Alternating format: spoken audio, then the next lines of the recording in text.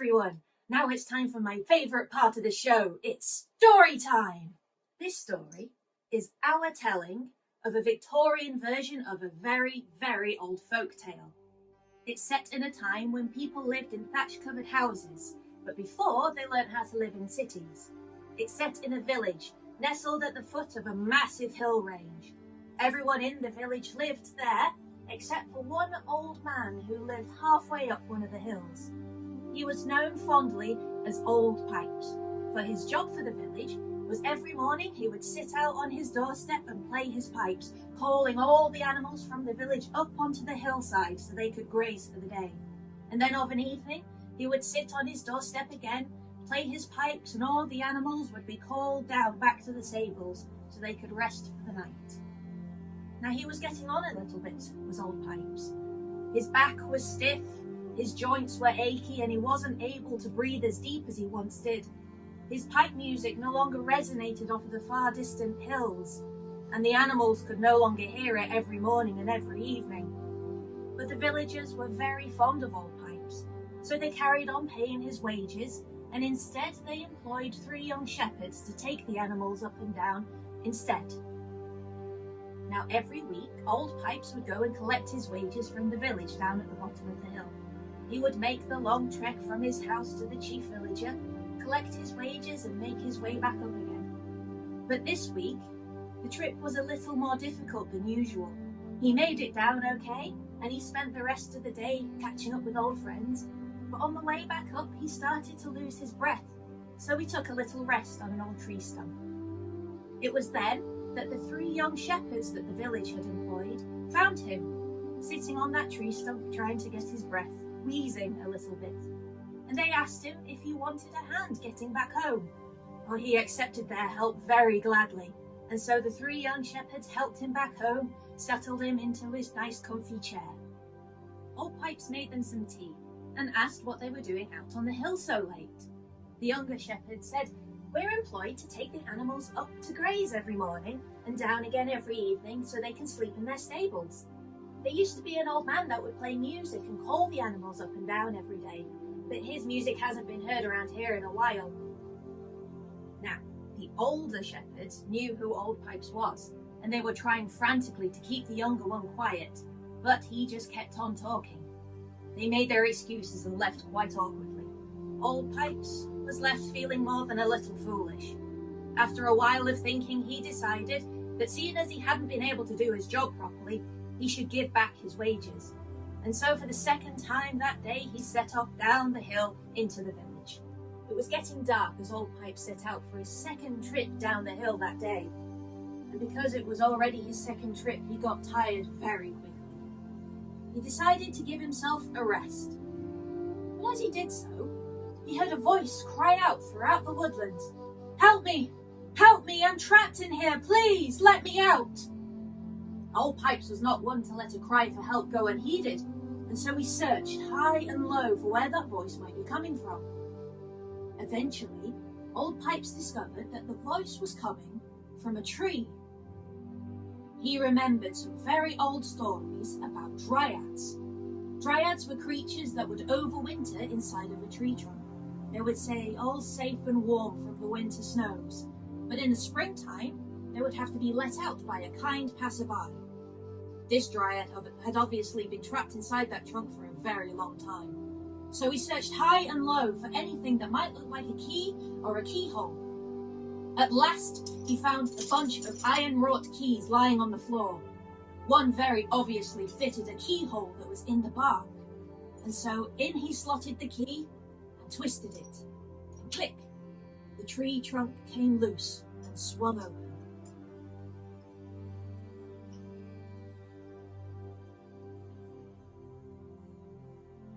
To Old Pipes' joy and surprise, out jumped a dryad. She was overjoyed and twirled and whirled in the fresh air, and then she spotted Old Pipes, who was surely the kind passerby that let her out. She ran up to him and kissed him once on either cheek. "Oh, thank you, I had been trapped in there for so long. Is there anything I can do to thank you for letting me out?" "Oh, no, No, kind Dryad, I am just honoured to meet one of your kind. I thought all of you had left us a long time ago. But surely there is something I can do to say thank you. Well, maybe there is one thing. I meant to go down to the village to give this packet of payback, as I don't feel I have deserved it. But I've already been once, and my bones are old and weary, and I am tired. Maybe you would do me the kindness of taking it for me. The Dryad agreed, and old Pipes made his way back home. Now the Dryad did not go down to the village straight away. She enjoyed herself a while, breathing deep of the fresh air, reacquainting herself with the trees that she had known long ago, enjoying the flowers that were just now starting to close in the nighttime air. But then she stopped for a while and thought. Old Pipes and his music had given her great joy while she was trapped inside that tree trunk for all those years. He deserved this money, she thought, and so she would return it. She made her way back up to Old Pipes' house, but by the time she got there it was definitely night time. So she crept inside very gently, not to disturb him, and slipped the pouch of money inside his trouser pocket, and then disappeared into the night. That night, a strange transformation took place. Old Pipes was old enough to remember the story of the Dryads, but he did not remember the peculiar kind of magic that they possessed. It is said that a kiss from a Dryad would make one become 10 years younger, and Old Pipes had received 2 kisses. That morning, as he awoke and got out of bed, Old Pipes realised that his joints weren't as achy as they were. His back wasn't as stiff as it used to be, and his lungs filled with air easier than they had done in a long while. He touched his face and realised that it was no longer lined with age. He felt youthful. Curious, he stepped outside with his tin whistle and played the song of the morning.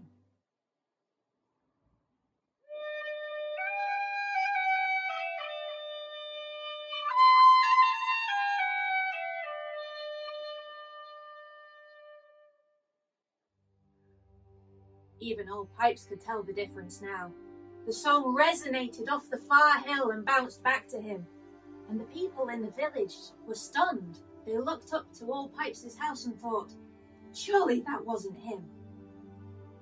As Old Pipes stood there, in astoundment, he put his hand into his trouser pocket and pulled out the pouch of money that he had given to the Dryad. He still felt like he hadn't quite earned this, and so he set off back to the village to return it.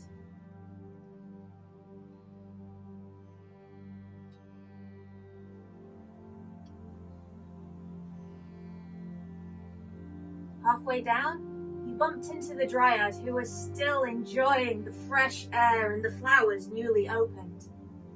He found her, and he turned to her. Dryad, the gift that you've given me is so wonderful. Thank you. I'm a young man and I can play the pipes once again, but you didn't return this bag of monies that I asked you to do so, and although I'm overwhelmed by your kindness, I really don't feel as if this belongs to me. On the contrary, dear Old Pipes, those years that you played your music while I was stuck in that tree trunk gave me so much joy. You more than deserve that small amount of money there. That is yours. Now Old Pipes felt very humble at this, but still felt like he had not earned it, and so he carried on his journey down to the village.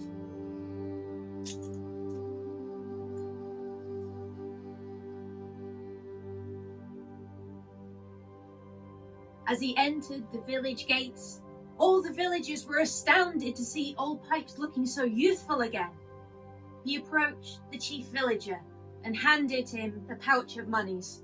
Here, I didn't earn these in the past year that I was supposed to be working. Please, give them to someone who really deserves them. Now the chief looked at Old Pipes and looked at the pouch of money. "We are far too fond of you, Old Pipes. For all the years of work you have done for us, you have more than earned this. We are more than happy to make sure you are taken care of in your old age. You will not be forgotten whether you work for us or not." Now Old Pipes was once again filled with joy and felt the love radiating from each of the villagers there present. He was so glad for them. But he was still gladder that he could once again work for them, and spent the rest of the day catching up with all of his old friends, and spent the rest of his days playing his pipes gladly on the side of that hill.